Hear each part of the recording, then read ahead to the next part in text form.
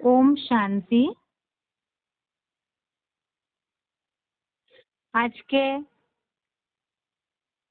Bhagavad Gita class में श्लोक number है तीसरे अध्याय का 16वां श्लोक, अध्याय 3, श्लोक नंबर 16। श्लोक है एवं प्रवर्तितं चक्रम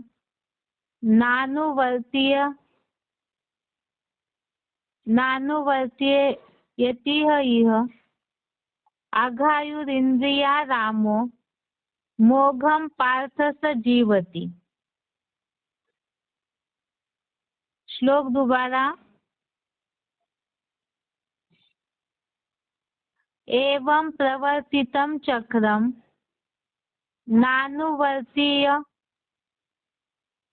नानुवर्तयति इह यः अघायुरिन्द्रिया रामो मोघम पार्थ स जीवति। संधि विच्छेद है एवं प्रवर्तितं चक्रम न अनुवर्तयति इह यः अघायु इंद्रिया रामः मोघम पार्थ स जीवति। संधि विच्छेद दोबारा। एवं प्रवर्तितं चक्रम न अनुवर्तयति इह यः अघायु इंद्रिया रामः मोघम पार्थ स जीवति। शब्दों का अर्थ है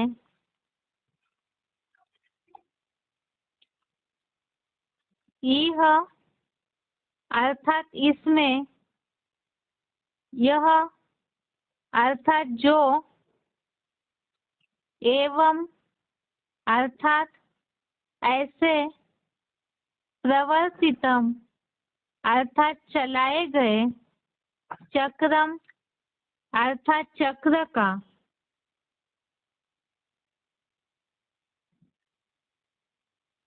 नानुवर्तयति अर्थात अनुसरण नहीं करता, पार्थ अर्थात हे पृथा पुत्र, सो घायु अर्थात वह पापायु, इंद्रिया राम अर्थात इंद्रिय सुखों में, मोघम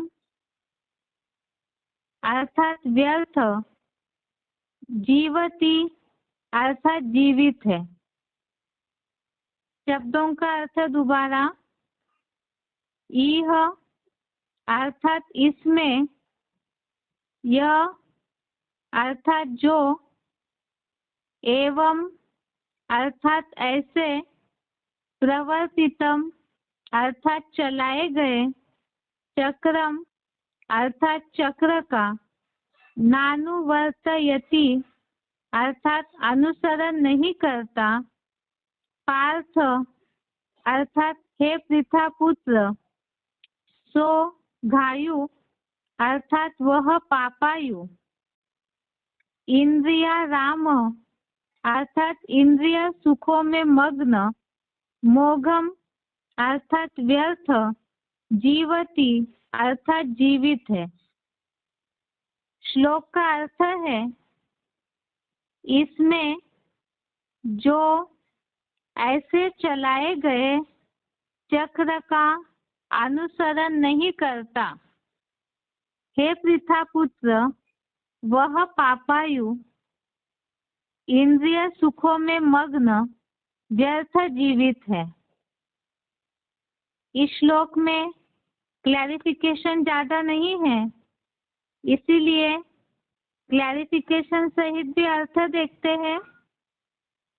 इस पुरुषोत्तम संगम में जो ऐसे चलाए गए ऊपरी वर्णित चक्र का अनुसरण नहीं करता, हे पृथापुत्र, वह पापायु स्वार्थ से भरे इंद्रिय सुखों में मग्न व्यर्थ जीवित है।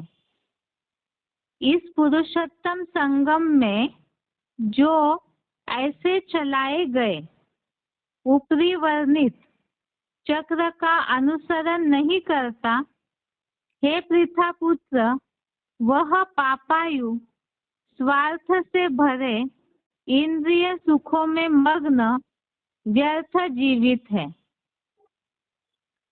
अर्थात जहाँ तीसरे अध्याय में कर्मयोग की बात चल रही है, भगवान ने अर्जुन को ये बात बताई कि हठयोगी नहीं बनना है, कर्म योग का अनुसरण करना है और नियत किए हुए कर्मों को कर। ये समझाते हुए भगवान ने अर्जुन को ये बात बताई कि शरीर निर्वाह तो सिद्ध नहीं होगा अगर नियत किए हुए कर्मों को यदि अर्जुन नहीं करता है तो।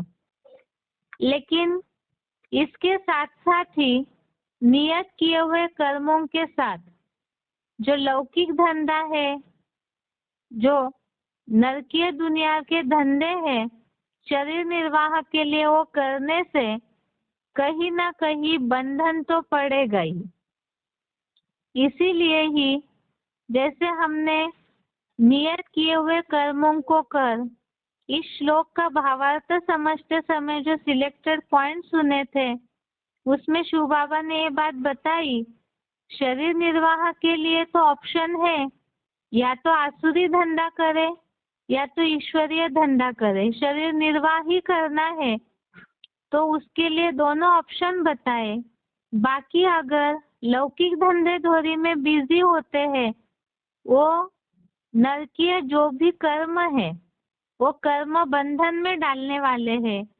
जैसे 18वें अध्याय के श्लोक में भी हमने इस बात को देखा था कि इस दुनिया के जो भी कर्म है वो सब दोष युक्त है। अर्थात नरकीय दुनिया में जहाँ देहभान वाली दुनिया है तो वहाँ जिनका भी संग का रंग लगेगा उससे कहीं ना कहीं कर्म बंधन तो बढ़ेंगे ही। भले शरीर निर्वाह चलेगा लेकिन कर्म बंधन भी पड़ेंगे। इसी के लिए ही इसके पहले भी हमने इस हफ्ते इस बात को समझा है, जहाँ तीसरे अध्याय का 9वें से लेकर के 16वें श्लोक तक, तीसरे अध्याय का श्लोक नंबर 9 से श्लोक नंबर 16 तक, ये सारे ही श्लोक खास जो नया गीता का किताब है भगवत गीता का, उसमें डिवाइड करके बताया है कि ये सारे श्लोक यज्ञादि कर्मों की आवश्यकता का निरूपण ऐसे हेडिंग के साथ ही दिए हुए हैं। और इसी के साथ इस बात को समझाया है कि यज्ञ कर्मों की आवश्यकता कितनी ज्यादा है। इस दुनिया से मुक्ति के लिए, कर्म बंधन से मुक्त होने के लिए ही यज्ञ कर्म की आवश्यकता है, क्योंकि केवल शरीर निर्वाह करने का लक्ष्य होगा तो उसमें स्वार्थ आएगा। और स्वार्थ से जो आज के श्लोक में ये बात खास बताई कि जो स्वार्थ से भरे इंद्रिय सुखों में ही मग्न है, शरीर निर्वाह करने का लक्ष्य रख करके फिर व्यक्ति या इस नरकीय दुनिया में मनुष्य इस तरह इंद्रिय सुखों में व्यग्न हो जाते हैं, मस्त हो जाते हैं कि स्वार्थी भावना आ जाती है। देह के संबंध या पदार्थों में ही व्यक्ति उलझ जाता है। इसीलिए वो सारे कर्म बंधन है और उसे ही स्वार्थ से भरे जो लोग हैं उन्हें पापायु बताया और उनका जीवन जैसे कि व्यर्थ है। दूसरे अध्याय के श्लोक समझते समय भी हमने इस बात को समझा था, जिसमें ये बात का उल्लेख आया कि जो भगवान की याद के बिना कर्म करते हैं वो कंजूस है।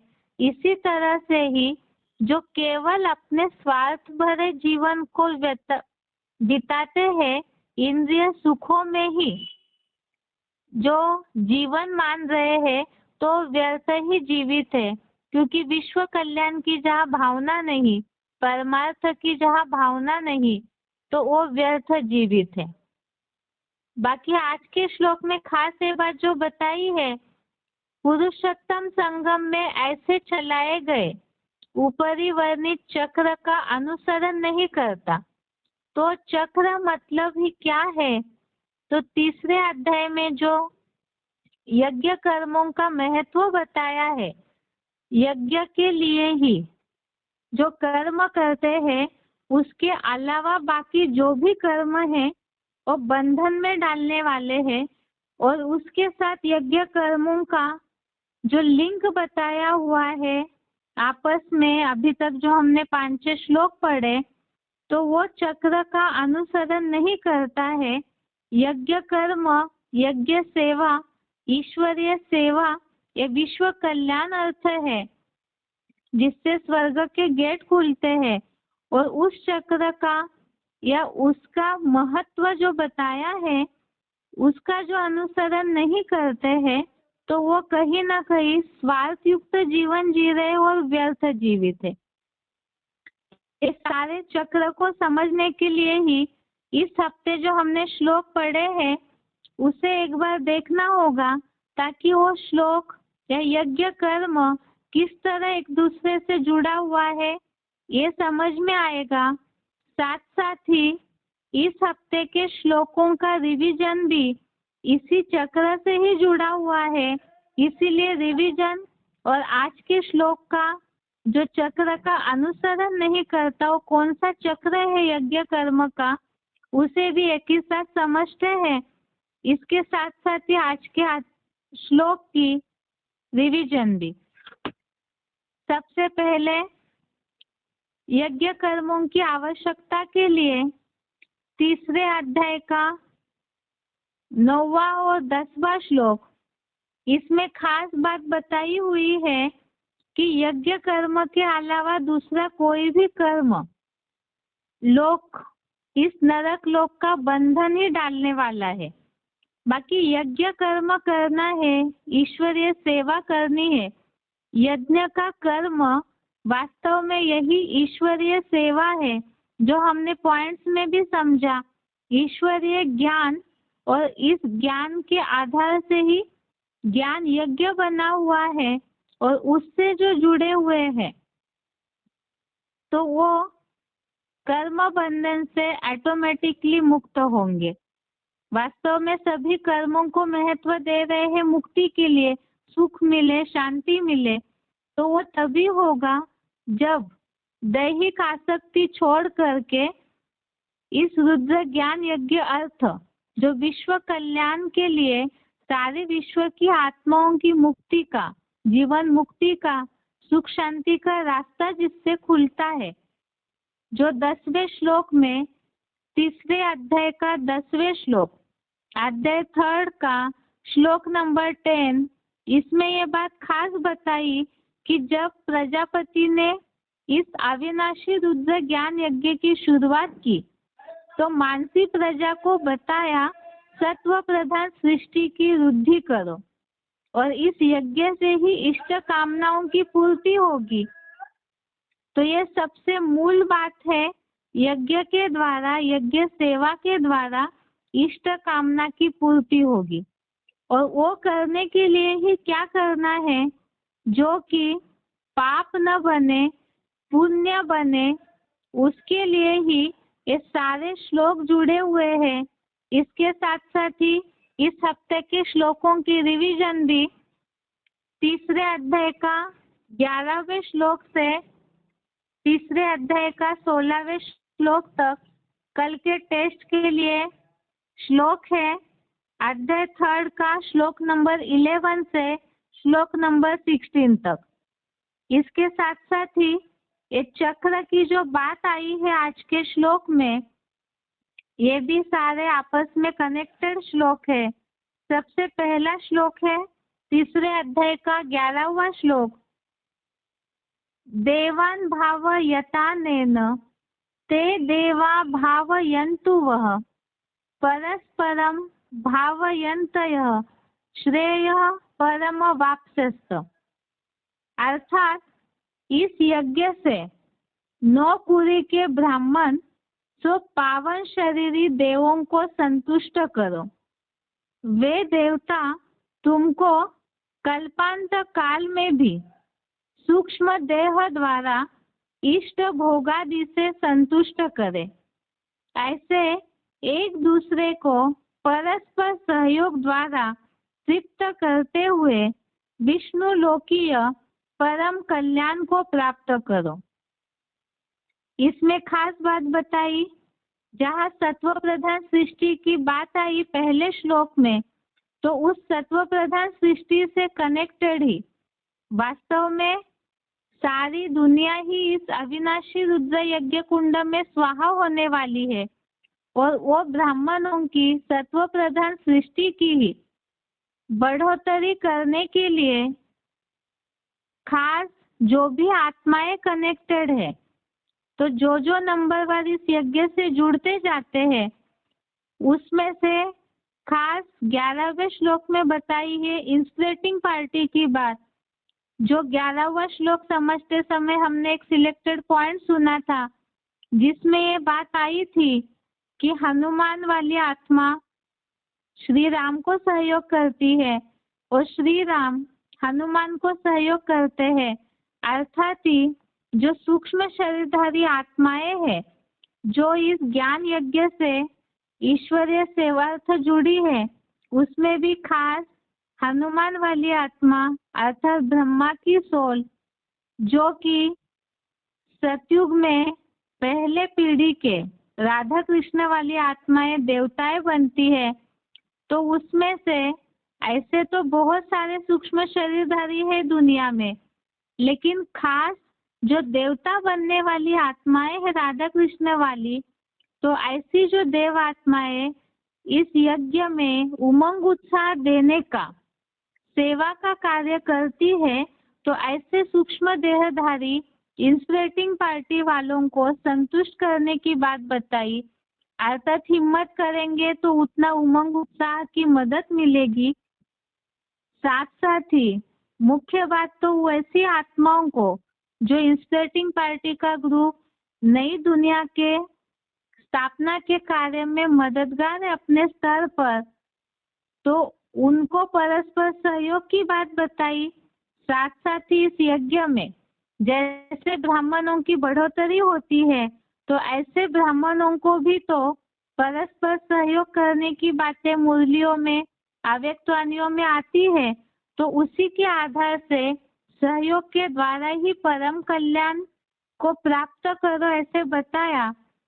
तो इस चक्र में पहली बात है सत्व प्रधान सृष्टि की वृद्धि करो, दूसरी बात है परस्पर सहयोग करो, और इस ईश्वरीय सेवा के लिए शर्त भी बताई है दैहिक आसक्ति छोड़कर, क्योंकि जो स्वार्थ भरा जीवन जीता है इंद्रिय सुखों के लिए, तो पाप पूर्ण जीवन बताया। इसीलिए ईश्वरीय सेवा करते समय, यज्ञ सेवा करते समय भी स्वार्थ और दैहिक आसक्ति दोनों छोड़कर, स्वार्थ में दैहिक आसक्ति जुड़ी हुई है, शब्दांकन अलग है केवल, तो छोड़ करके जो केवल विश्व कल्याण के भाव से ईश्वरीय सेवा करते हैं, तो ही कल्याण की अवस्था को प्राप्त करेंगे। इसके आगे 12वां श्लोक है तीसरे अध्याय का, अध्याय 3 का श्लोक नंबर 12। इष्टान भोगान हि वो देवा दास्यन्ते यज्ञ भावितः तय दत्तान प्रदायोभ्य यो भुंक्ते तेन एव सः। क्योंकि यज्ञ सेवा से संतुष्ट हुए ऐसे ब्राह्मण तो सूक्ष्म देव तुमको इच्छित भोग देंगे। उनके द्वारा सूक्ष्म पराशक्ति से दिए हुए सर्वेंद्रियों के भोग उन्हें अर्पण किए बिना जो ब्राह्मण ब्रह्मपुत्र अलबेला बनकर भोगता है, वह चोर ही है। इसमें खास जो सिलेक्टेड पॉइंट हमने सुना था, जिसमें ब्रह्मा भोजन की बात आई थी, तो इसमें इस चक्र में खास ब्रह्मा भोजन से रिलेटेड बात बताई। इसके आगे का श्लोक 3 अध्याय का 13वां श्लोक, अध्याय 3 श्लोक नंबर 13, यज्ञ शिष्टा शिनः संतो मुच्यन्ते सर्व किल्बिषः भुंजते ते त्वघं पापा ये पचन्ति आत्म कारणात्। अर्थात रुद्र ज्ञान यज्ञ सेवा से बचे हुए को खाने वाले परमार्थी संत पुरुष सब पापों से यहाँ ही मुक्त हो जाते हैं।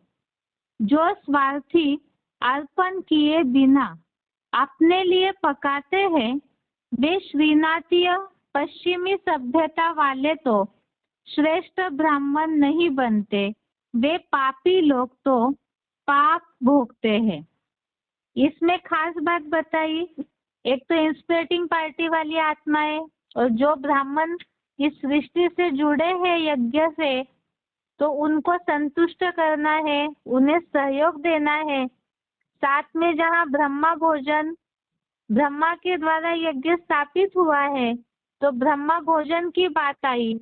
और यहाँ खास जो पॉइंट में हमने सुना था, ईश्वरीय सेवार्थ जो लग जाते हैं, अर्थात शरीर निर्वाह के लिए अगर अपना धंधा कर भी रहे हैं लेकिन पापों से मुक्ति पानी है, तो ऐसों के लिए शर्त बताई कि जो कुछ भी करते हैं तन मन धन, अगर पूर्णतः ईश्वरीय सेवा में नहीं भी लगते हैं तो भी ईश्वरीय सेवा में लगा करके अपनी तन मन धन की ताकत को जो बचा हुआ है वो अपने लिए शरीर निर्वाह तो यूज करते हैं।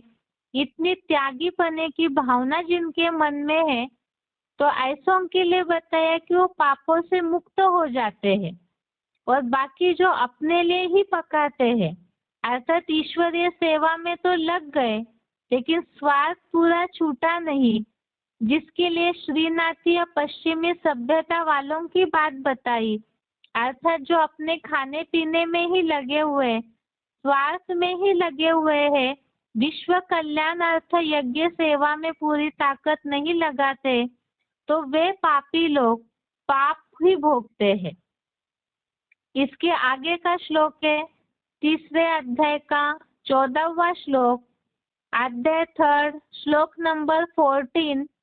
श्लोक है, अन्नात् भवन्ति भूतानि पर्जन्यात् अन्न संभवः यज्ञात् भवति पर्जन्यो यज्ञः कर्म समुद्भव। अर्थात आत्मस्नेह के भोजन से 9 ब्राह्मण रूप प्राणी होते हैं। ज्ञान वर्षा से योग युक्त स्थिति द्वारा आत्मिक भोजन होता है। यज्ञ सेवा से ज्ञान मंथन द्वारा ज्ञान वर्षा होती है। ब्राह्मणों द्वारा किए गए वैसे ही फलित कर्म से अविनाशी रुद्र यज्ञ उत्पन्न हुआ है। इस श्लोक में खास बात बताई, भोजन अर्थात याद, आत्मा का भोजन है याद। जितना याद करेंगे उतना ही बुद्धि में ज्ञान टपकता रहेगा। और साथ में जो पहले ही श्लोक में बात बताई 10वें श्लोक में, इस सत्व प्रधान सृष्टि की वृद्धि करो, और वो वृद्धि तभी होगी जब ईश्वरीय ज्ञान यज्ञ की ज्ञान के द्वारा सेवा करेंगे। तो जितना ज्ञान की सेवा करेंगे उतना ज्ञान का मंथन चलेगा। अर्थात ही मंथन अर्थात ज्ञान का मंथन से ज्ञान वर्षा, बुद्धि में ज्ञान की बारिश होती रहेगी। तो जो ये तो आरस परस बातें हैं, जितना याद करेंगे उतना ज्ञान का मंथन चलेगा, बुद्धि में ज्ञान के पॉइंट्स आएंगे। और जितना ज्ञान यज्ञ की सेवा करेंगे तो सर्विसेबल बच्चों को शिव बाबा याद करते हैं तो उनकी ताकत बढ़ेगी। तो ये आपस में कनेक्टेड बातें हैं जो बताया याद करने से, मनसा सेवा से जितनी याद की एकाग्रता बढ़ती जाएगी उतना ही ब्राह्मणों की सृष्टि में बढ़ोतरी होती रहेगी। तो ये आपस में कनेक्टेड बातें हैं। इसके द्वारा जो प्रजापति ने अपनी मानसी प्रजा से कहा, इस यज्ञ की, इस सत्व प्रधान सृष्टि की वृद्धि करो, तो तब होगी जब याद और ज्ञान का कनेक्शन है। अर्थात ही याद से ज्ञान का मंथन चलेगा, ज्ञान की सेवा होगी, तो ब्राह्मण बढ़ेंगे याद के आधार से, ज्ञान के आधार से। और जो ब्राह्मण बढ़ेंगे तो उनके लिए भी बताया, ऐसे ब्राह्मणों को आपस में सहयोग करना है, तृप्त करना है। और वो ब्राह्मणों की सृष्टि की जो बढ़ोतरी होगी उसमें खास बताया कि स्वार्थी युक्त भावना नहीं होनी चाहिए। जो अपने लिए पका के खाते हैं वो स्वार्थी पाप को भोगते हैं, तो उसमें भी निस्वार्थ भावना हो, ऐसा ब्रह्म भोजन हो।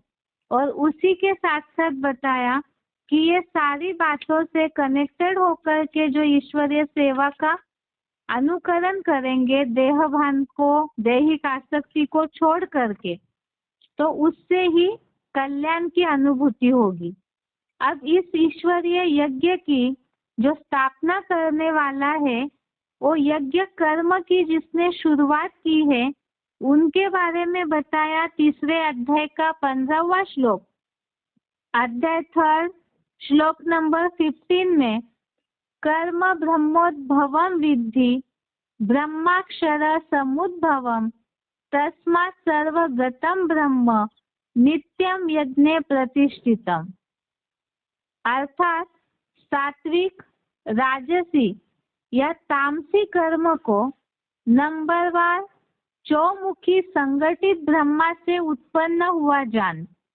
आधोमुखी ब्रह्मा अविनाशी अव्यक्त स्थिति वाले परम ब्रह्म से पैदा हुआ है। इसलिए ज्ञान यज्ञ में सर्वगामी संगठित हुआ 4 मुखों का चतुर्मुखी सूक्ष्म देह का अधोमुखी गिरती कला का ब्रह्मा अर्जुन ध्वजा में चंचल हनुमान रूप से कथाओं में सर्वदा उपस्थित है। इसमें अव्यक्त स्थिति वाले परम ब्रह्म के लिए खास बात नीचे बताई। जैसे बुद्ध, क्राइस्ट, गुरु नानक आदि सभी धर्म पिताओं के चेहरे से निराकारी अव्यक्त स्थिति स्पष्ट झलकती है, वैसे ही अल्लाह अव्वल दीन वाले सनातन धर्म के महादेव की बात है। चेहरे से ही स्पष्ट पारदर्शी रूहानियत झलकती है। इसमें खास बात बताई कि जो कर्म है वो ब्रह्मा से उत्पन्न हुआ है। नंबरवार ब्रह्मा है, उनसे नंबरवार कर्मों की उत्पत्ति हुई है। अब यहाँ यज्ञ की शुरुआत, यज्ञ कर्म की शुरुआत, जो फाउंडर है, ब्रह्मा को स्थापना करता बताया जाता है। उसमें जो परम ब्रह्म है, जिनके द्वारा सनातन धर्म की स्थापना होती है, इस ज्ञान यज्ञ की ईश्वरीय सेवा से सत्व प्रधान सृष्टि अर्थात सनातन धर्म की स्थापना होती है। और उसका जो फाउंडर है, हीरो पार्टधारी, वो और धर्मों के जो धर्म पिताएं हैं, उनकी जैसी अव्यक्त स्थिति है, तो उससे भी कई गुना ज्यादा उनकी जो अव्यक्त स्थिति है और ट्रांसपेरेंट चेहरा, रूहानियत स्पष्ट झलकती है। और उसी के द्वारा, अव्यक्त स्थिति के द्वारा ही वो आत्मा बाप की प्रत्यक्षता के भी निमित्त बनती है। तो इसी के लिए ही यज्ञ कर्म तो करना है, और वो कर्म किन्हें देख के करना है, तो उसके लिए बताया कर्म की शुरुआत ब्रह्मा से हुई है। तो ऐसे जो परम ब्रह्म है, तो उन्होंने कर्मों का फाउंडेशन डाला। उनके साथ साथ ही जो सूक्ष्म शरीरधारी ब्रह्मा की आत्मा जुड़ी हुई है हनुमान के रूप में, अर्जुन ध्वज में, जिसके लिए मुरलियों में शिव बाबा बोलते हैं, तुम बच्चे बाप दादा को अलग करते हो, लेकिन बाप दादा तो वास्तव में कंबाइंड है। तो उस परम ब्रह्म में ही ब्रह्मा की आत्मा भी विराजमान है। उस ध्वजा में, अर्जुन के शरीर रूपी ध्वज में, रथ में, वो हनुमान भी उपस्थित है। इस तरह से जैसे अव्यक्तवाणियों में भी बात आती है, ब्रह्मा ने जैसे सर्वंश त्यागी बने, अर्थात कर्मों में ऐसी शुरुआत करके यज्ञ की शुरुआत की, तो ऐसे ही कर्मों में ब्राह्मण भी इसी तरह से यज्ञ कर्म करने के लिए भी दैहिक आसक्ति छोड़ दे, सर्व अंश त्याग दे। ऐसे जब करते हैं, इंद्रिय सुखों को पूरा छोड़ देते हैं, तब ही कल्याण की अवस्था को प्राप्त होंगे। तो ये यज्ञ कर्म आपस में सारा कनेक्टेड है। पहले ब्राह्मणों की सृष्टि की रुद्धि करो और रुद्धि का तरीका बताए, याद का भोजन और ज्ञान वर्षा के द्वारा ब्राह्मण बढ़ेंगे, और ब्राह्मण जब बढ़ेंगे तो ऐसी सृष्टि में भी परस्पर सहयोग करना है। परस्पर सहयोग के साथ एक दूसरे को संतुष्ट भी करना है, अपने लिए ही पका के नहीं खाना है। और साथ साथ जो फाउंडर है कर्म करने का, ब्रह्मा, तो उनका सैंपल बता दिया। इस तरह से जो चक्र का अनुसरण करते हैं, तो ही यज्ञ कर्म के द्वारा कल्याण की अवस्था को प्राप्त करेंगे। इसमें हो सकता है जो बाहर की दुनिया में यज्ञ करते हैं लोग, भगवत गीता के इस श्रीमत को मानकर कि यज्ञ कर्म ही श्रेष्ठ है जिससे मुक्ति होती है, लेकिन वो यज्ञ कर्म जो करते हैं वो भी कहीं ना कहीं स्वार्थ युक्त हो जाता है, क्योंकि वो केवल अपने लिए ही उस यज्ञ के स्वाहा स्वाहा वाले कर्म करते हैं। लेकिन भगवान आकर के जिस अविनाशी रुद्र ज्ञान यज्ञ की स्थापना करते हैं और उस यज्ञ सेवा का जो कर्म सिखाते हैं, उसमें कहीं भी स्वार्थ नहीं है। और साथ में ही जो बताया आत्मा के लिए जो करते हैं, तो यहाँ तो शरीर निर्वाह चलेगा ही, उसके साथ साथ ही भविष्य जन्मों की भी प्राप्ति होती है, तो इंद्रिय सुखों की बात ही नहीं आएगी। इसीलिए यज्ञ कर्म को महत्व दिया और उस चक्र का अनुसरण करने बताया। और अगर ऐसे पुरुषोत्तम संगम युग में जहाँ भगवान इस ईश्वरीय यज्ञ की शुरुआत करते हैं, उस यज्ञ कर्म के चक्र का अनुसरण नहीं करते, तो इंद्रिय सुखों में व्यर्थ ही जीवित है। इसी से रिलेटेड कुछ सिलेक्टेड पॉइंट है, उसे भी सुनते हैं, लेकिन उसके पहले आज के श्लोक का उच्चारण।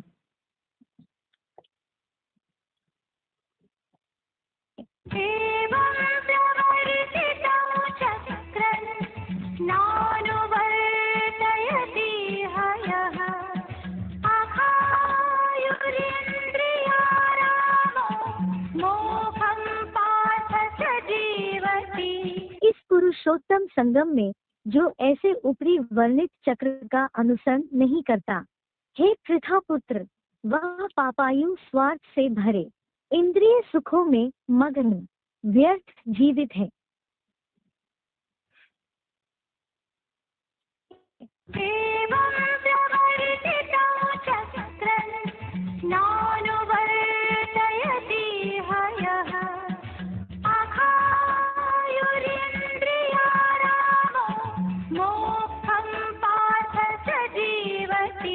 इस पुरुषोत्तम संगम में जो ऐसे ऊपरी वर्णित चक्र का अनुसरण नहीं करता, हे पृथा पुत्र, वह पापायु स्वार्थ से भरे इंद्रिय सुखों में मग्न व्यर्थ जीवित है।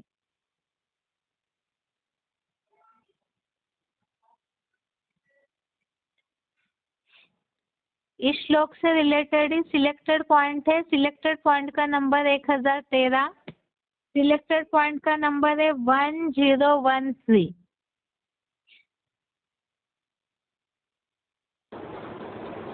स्वार्थ क्या है और परमार्थ क्या है? जीवन अपने लिए जीने के लिए है या परमार्थ के लिए है? है परमार्थ के लिए है। वो तो कोई जिंदगी ही नहीं। क्या बतावे यार, क्या कारे नुमानिया कर गए, बीए हुए, नौकर हुए, पेंशन मिली, फिर मर गए।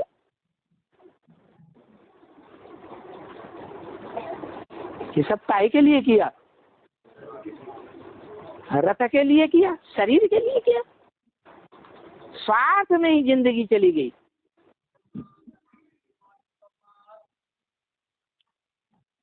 आगे का सिलेक्टेड पॉइंट है 181 नंबर का सिलेक्टेड पॉइंट नंबर 181। बहुत बच्चे तो कहते हैं बाबा हमको नौकरी से छुड़ाओ। क्या शर्त रखते हैं? हमको इस नौकरी धंधे से छुड़ाओ तो हम ईश्वर सेवा में जाएंगे। अरे ये नौकरी धंधे का जो बंधन डाला है वो बाबा ने डाला है क्या तुम्हारे लिए? ये पूर्ण में हमने ही डाला है। कुछ आदमी ऐसी होती है, ऐसा जन्म लेती है, ऐसे घराने में जन्म लेती है कि उन्हें धन कमाने का कोई चिंता ही नहीं, वही धन है, कोई फिक्रात नहीं, कोई धंधा धोरी आदि करने की, नौकरी करने की बिल्कुल दरकार ही नहीं। तो उन्होंने जो अपना भाग्य बनाया है वो पूर्वजन्म से बनाया है या बाबा उनका भाग्य बनाते हैं? उन्होंने भी बनाया। और जो अभी धंधे धोरी में लगे हुए हैं उन्होंने भी अपना बंधन अपने आप ही बनाया। तो कहते हमको नौकरी धंधे से छुड़ाओ, हम एक सर्विस में लग जाएंगे, ये शर्त रखते हैं। तो बाबा भी देखेंगे, क्या देखेंगे?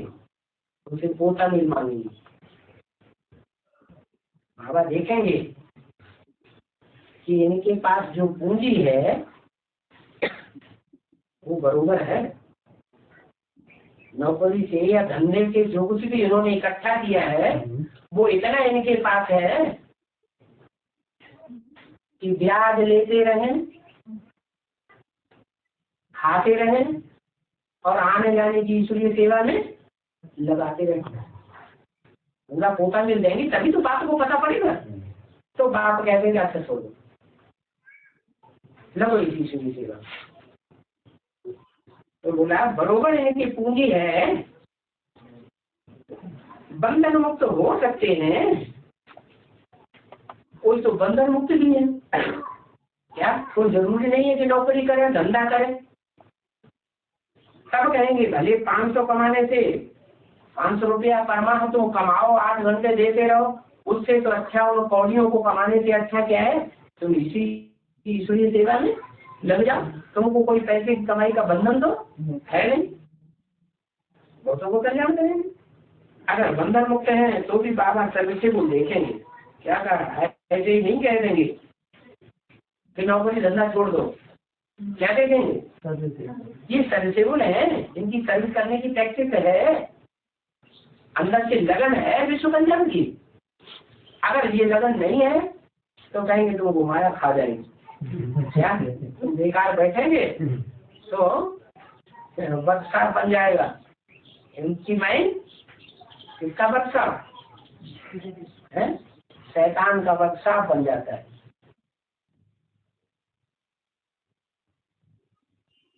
आगे का पॉइंट है सिलेक्टेड पॉइंट का नंबर 308, सिलेक्टेड पॉइंट नंबर 308।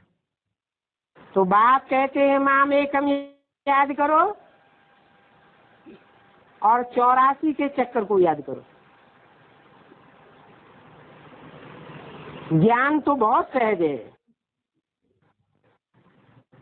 अपना धंधा आदि भल करो, परंतु बाप की याद नहीं भूलो।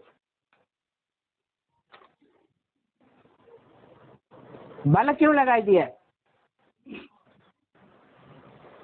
जबकि बताते हैं कि सब धंधों में है नुकसान सिवाय एक ईश्वरीय धंधे के।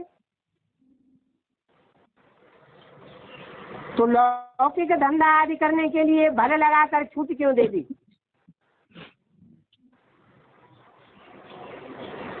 जब उन लौकिक धंधों में सबको नुकसान ही होने वाला है, इसलिए छूट दे दी। कोई 63 जन्म के आदि हैं,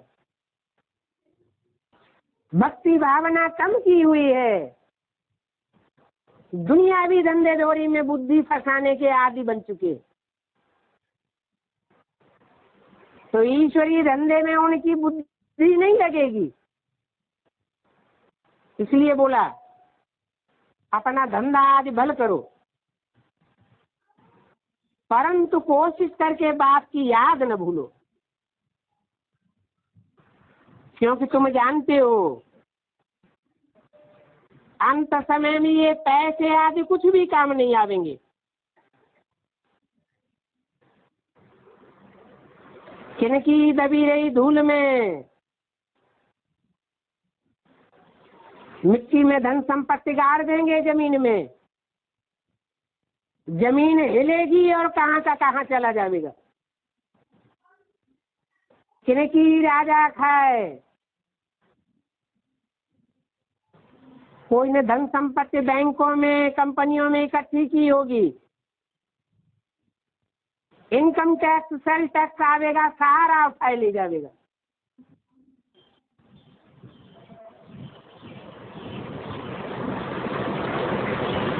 चोरी चकारी बढ़ेगी, चोर और लुटेरे डकैत लूट ले जाएंगे, और जो कुछ बचेगा वो एटम बमों की आग में स्वाहा हो जाएगा। चारों ओर आगजनी होनी है। इसलिए बोला कि जिनकी बुद्धि धन कमाने में लगी हुई है उनकी किस्मत फूटी हुई समझो।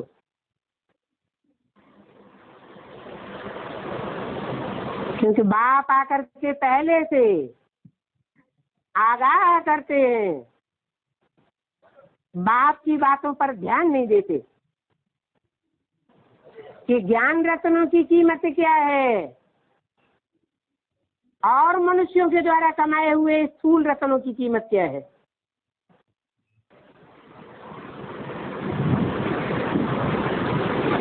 तो बोला ये पैसे कोई के काम आने वाले नहीं हैं,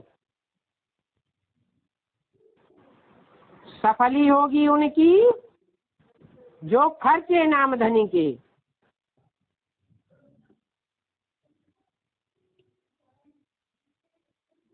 आगे का सिलेक्टेड पॉइंट है 328 नंबर का, सिलेक्टेड पॉइंट नंबर 328। पेट का धंधा कोई चाहे तो चेंज कर सकता है या नहीं कर सकता है, या ये समझ के बैठ जाए हमको पूर्व जन्मों की प्रारब्ध से ये धंधा मिला हुआ है, हम कसाई के बच्चे बने हैं तो गाय काटना हमारा धर्म है, धंधा है, या शराब बेच रहे हैं, शराब बेचने का हमारा धंधा है, ये हमें पैतृक संपत्ति में मिला हुआ है, ये हम छोड़ नहीं सकते। क्या ये सही बात है? छोड़ सकता है या नहीं छोड़ सकता? अगर कोई कहे नहीं छोड़ सकता तो मुरली में तो बोला हुआ है शराब के धंधे को युक्ति से चेंज कर दो। शराब का धंधा सब विकारों की बाढ़ लाने वाला है, और शराब के धंधे में पैसे की कमाई तो बहुत होती है। तो धंधा चेंज किया जा सकता है, अगर चेंज न किया जा सके तो बाबा क्यों इशारा देते हैं सब धंधों में है नुकसान है? अरे सब धंधों में नुकसान है या नहीं है? कोई पकड़ के बैठ जाए हमारा तो पैतृक धंधा है, हमें तो 63 जन्मों की थाती मिली हुई है आखिरी जन्म में, हम तो छोड़ ही नहीं सकते। बाप कहते हैं जब 0% रह जाएगा नुकसान होते होते, 50 रुपए रोज लगाएंगे और 1 पैसा भी नहीं बचेगा, तो धंधा छूटेगा कि नहीं छूटेगा? तो संसार ने जब ठुकराया तब द्वार तुम्हारे आया, तो क्या फायदा हुआ? तो क्या करना चाहिए? जिन धंधों में नुकसान है वो धंधे अभी से प्रयास करना है कि नुकसानदायक धंधे छोड़ करके जो फायदेमंद धंधे हैं या धंधा है वो धंधा पकड़ना है। जो हमारे बाप का धंधा वो बच्चे का धंधा। अगर लौकिक बात ही बुद्धि में रहता है तो लौकिक धंधा याद आवेगा। लौकिक बाप देह का बाप है, और अगर पारलौकिक बाप के बच्चे हैं तो जो पारलौकिक बाप का धंधा वो बच्चे का धंधा। तो अपने अंदर झांक के देखना है कि हम कितने परसेंटेज पारलौकिक बाप के बच्चे बने हैं और कितना परसेंटेज में हम लौकिक बाप के बच्चे हैं। नहीं तो नियम यही है, जो बाप का धंधा सो बच्चे का धंधा।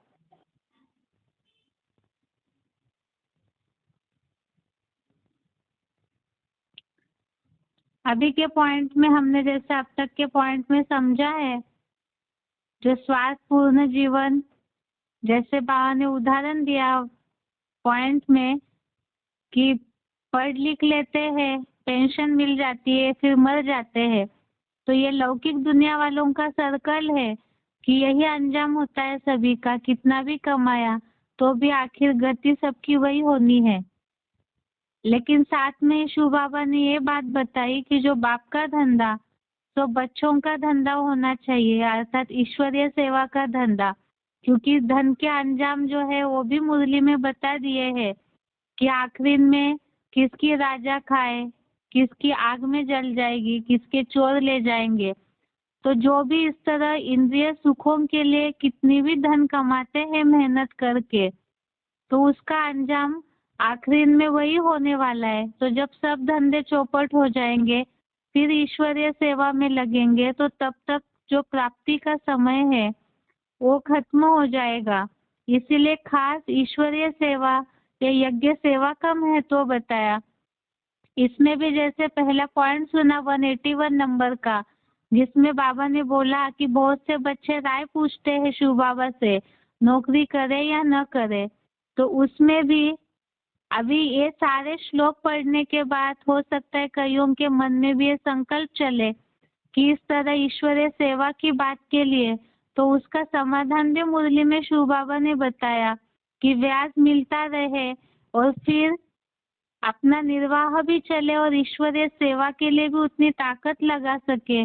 तो उसी हिसाब से बाबा पोता मिल देख करके राय देते हैं सभी को। तो यहाँ इंद्रिय सुखों से कैसे परे जा सकते हैं उसका उपाय भी पॉइंट में बताया शिव बाबा ने। अभी आगे और पॉइंट सुनते हैं। सिलेक्टेड पॉइंट का नंबर है 837, सिलेक्टेड पॉइंट का नंबर है 837। बहुत प्यार करते हैं तुमसे सनम हम। बोलने के लिए प्रैक्टिकल में वो कहता है अपन को आत्मा समझकर प्यार करते हैं कि देह का धंधा करते हैं, है? आत्मा के बाप का धंधा करते हैं। जो बाप का धंधा सो मेरा धंधा, या देह समझकर देह के धंधे में सारा समय लगाते हैं। बच्चों काय में ज्यादा समय लगाते हैं? आत्मा का धंधा करने में लगाते हैं। हाथ उठाओ, कौन बोल रहा है? ये देखो कितने दिन से, 80 साल से।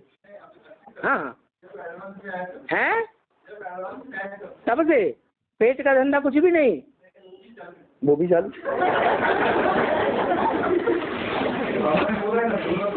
वो दोनों माने क्या है? ठीक है, तुम्हारी बखिया हो गए। सुनो, तुम्हारे घर में कितने सदस्य हैं? बाप, पिताजी और 3, माँ बाप और बड़ा बच्चा। आप छोटा बच्चा, और बड़ा बच्चा क्या करता है? हैं? दोनों शादी करके, मैंने आपने भी शादी कर ली हैं? 2 बड़े भाई हैं, वो शादी करके अलग रहते हैं और बाप की परवरिश, माँ की परवरिश नहीं करते हैं। हैं? ना, बड़े बच्चे हैं, बड़े बच्चे नहीं करते, और आप करते हैं। माँ बाप ने अपने जीवन में कुछ भी कमाई नहीं की। कमाई की, हाँ, भले पैसे के पीछे पड़े, लेकिन जो भी कमाई की है उस कमाई से ऐसी स्थिति तो नहीं आने वाली है जो वो भूखों मर जाएं। हैं? तो आप कौन सी धंधे के पीछे पड़े हैं? सर क्यों खुजलाने लगे? हाँ, पेंशन भी है, प्रॉपर्टी भी है। हाँ, फिर आपको चिंता किस बात की है? अपनी आत्मा की ज्यादा चिंता है या पेट की ज्यादा चिंता है? लड्डू, पेड़ा, मलाई, मिश्री की ज्यादा चिंता है या खिचड़ी की ज्यादा चिंता है? नहीं नहीं नहीं नहीं, हैं? अच्छी लगती है, लेकिन रहते कहाँ हैं? चिंता है, और जैसे बाप के ऊपर हैं? जैसे बाप के ऊपर परिस्थिति आई, वैसे नंबर और पर्सन की तरफ ही परिस्थिति आई है, इसलिए वो छूट नहीं रहा है। अच्छा, माने छूट जाती है तो जैसे बाबा के कारण लग जाएंगे, माने भविष्य में लग जाएंगे। अभी सच्ची बात बोली, अभी तक नहीं लगे। जैसा जमता वैसा परिचय देना चाहते हैं। न्यायालय में शब्द पकड़े जाते हैं। तो जब लग जाएंगे तब वो वाइब्रेशन ऐसा बन जाएगा क्या कि वाइब्रेशन की ताकत आएगी। और जब तक नहीं लगे हैं तब तक देह और देह की इंद्रियों और देह की इंद्रियों को कंट्रोल करने वाला जो मन है वो प्रबल रहेगा, या बाप का बच्चा बुद्धि प्रबल रहेगी। बुद्धि से फिर ये शब्द कहाँ से आ गया? आ गया, दिल है। तो जब तन से, तन की इंद्रियों से, धन से, समय से, संपर्क में आने वाले संपर्कियों से, जो जीवन में संपर्क में आए हैं, और संबंधियों से पूरे मुक्त हो जाएंगे। नष्टो मोहा स्मृति लब्धा। इस दुनिया में हमारा कोई नहीं, अंत समय में कोई साथी नहीं रहेगा, बाप नहीं रहेगा, माँ नहीं रहेगी, भाई नहीं रहेगा, दीदी और बहन नहीं रहेगी। सारे संबंध अभी भी झूठ होते जा रहे हैं। सच्चे होते जा रहे हैं या झूठे बनते जा रहे हैं। और आगे आने वाली दुनिया में दिन दूने रात चौगुने झूठे हो जाएंगे। अंत में मुक्ति तभी होगी और जीवन मुक्ति तभी मिलेगी 500-700 करोड़ मनुष्य आत्माओं को, जब एक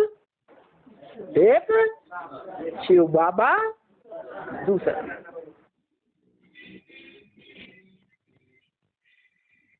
आगे का पॉइंट है सिलेक्टेड पॉइंट 1009 नंबर का सिलेक्टेड पॉइंट नंबर 1009। जो बात की धंधा है तो बच्चे की धंधा होना चाहिए।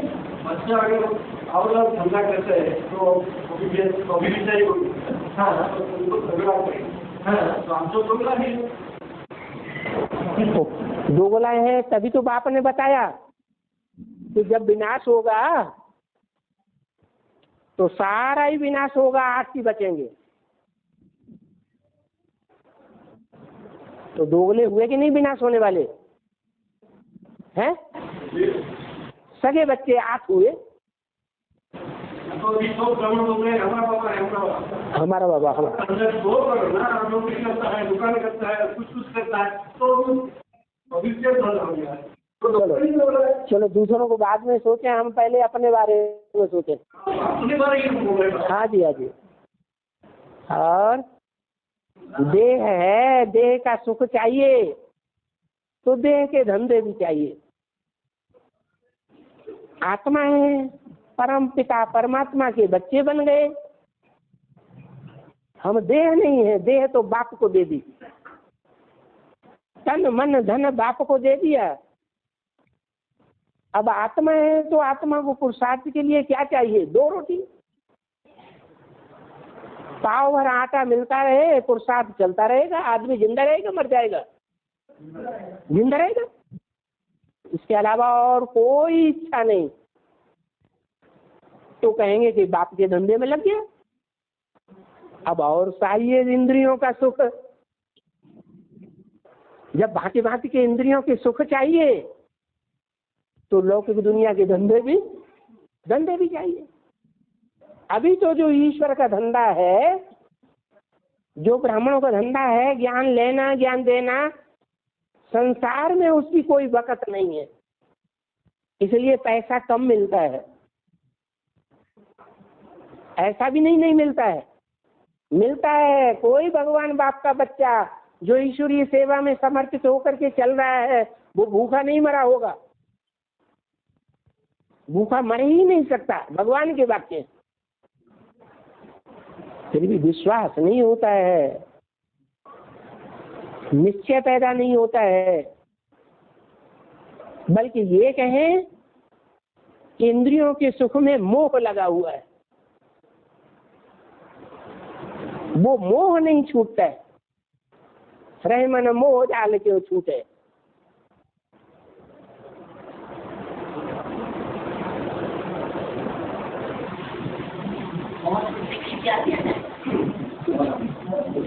जितना गुड़ डालेंगे उतना मीठा होगा, मोह छूट जाएगा। अरे तन मन धन स्वाहा करेंगे कि नहीं करेंगे? कर दिया है। ईश्वरीय यज्ञ में जो यज्ञ कुंड होता है, क्या किया जाता है उसमें? स्वाहा। स्व का जो कुछ भी है, तन है, तन की शक्ति है, तन से पैदा किए हुए बच्चे हैं, वो भी तुम्हारे तन का अंग है। ईश्वरीय सेवा में लगाओ। तन स्वाहा, धन स्वाहा, जिंदगी भर की कमाई है वो सब स्वाहा। और मन के जितने भी संकल्प आते हैं, अच्छे बुरे, इच्छा मात्रम अविद्या, सब स्वाहा। तो नहीं होगा है, प्राप्ति नहीं होगी है, होगी।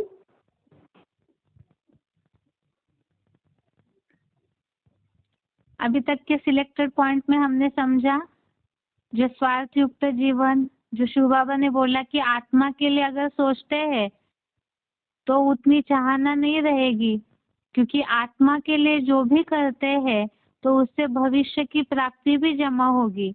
और केवल इसी जन्म के लिए सोच रहे हैं, जो बताया वैरायटी खान पान में बुद्धि जाती है, इंद्रिय सुखों की तरफ बुद्धि जाती है, तो उतना ही धंधे धोरी में भी बुद्धि जाएगी।